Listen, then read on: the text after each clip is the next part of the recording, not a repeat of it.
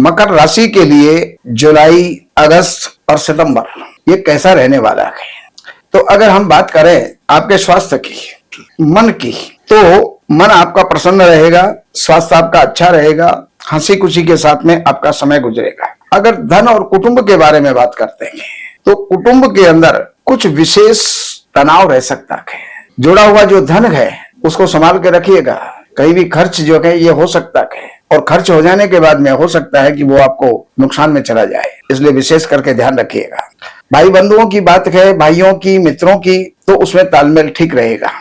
कोई नए मित्र भी आपको प्राप्त हो सकते हैं, रूठे हुए भाई मनाए जा सकते हैं। और अगर हम आपकी बात करते हैं धन, प्रॉपर्टी और मानसिक शांति की, तो चतुर्थ स्थान के अंदर आपके ग्रह जो है शुद्ध है, स्थान शुद्ध है, उसमें किसी की दृष्टि नहीं है, इस कारण से सुख शांति बनी रहेगी और धन और प्रॉपर्टी का लाभ आपको होगा। हो सकता है आप क्रय विक्रय करें, उसके अंदर भी आपको लाभ हो। विद्यार्थियों के लिए समय अच्छा है, सदुपयोग करना आपका काम है। बस इसमें प्रमाद को, आलस्य को त्यागिएगा, अपनी मेहनत कीजिएगा लगन के साथ में, आपको अच्छे रिजल्ट, अच्छे परिणाम आपको प्राप्त होंगे। बात करते हैं आपके शत्रुओं की, अदालत की, कोर्ट केस की, रोगों की और कर्जों की, तो यहाँ पर बृहस्पति की स्थिति है। बृहस्पति तालमेल बना करके रखेंगे, शत्रुओं से समझौता होगा और रोगों का सुचारू रूप से इलाज आपको मिल जाएगा, जिससे कि आगे रोगों की शांति आपकी हो सकती है।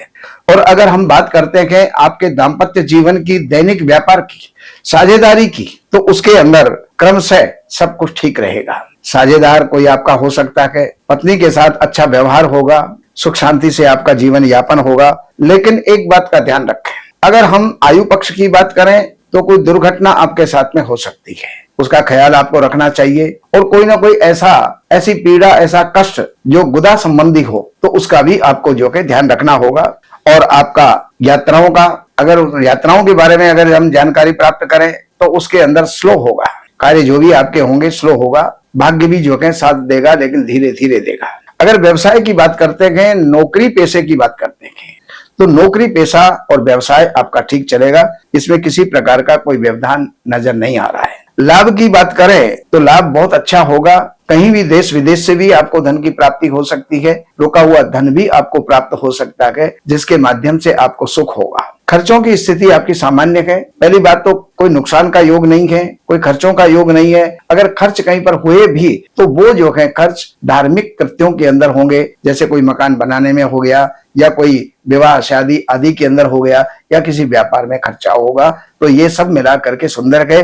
अब जून से लेकर के आपका 15 जून से लेकर 16 जून से लेकर के 16 जुलाई तक का जो समय है वो शत्रु विजय का है, रोगों के ऊपर अपना कंट्रोल करने का है, कर्जों के ऊपर कंट्रोल करने का है जो होगा।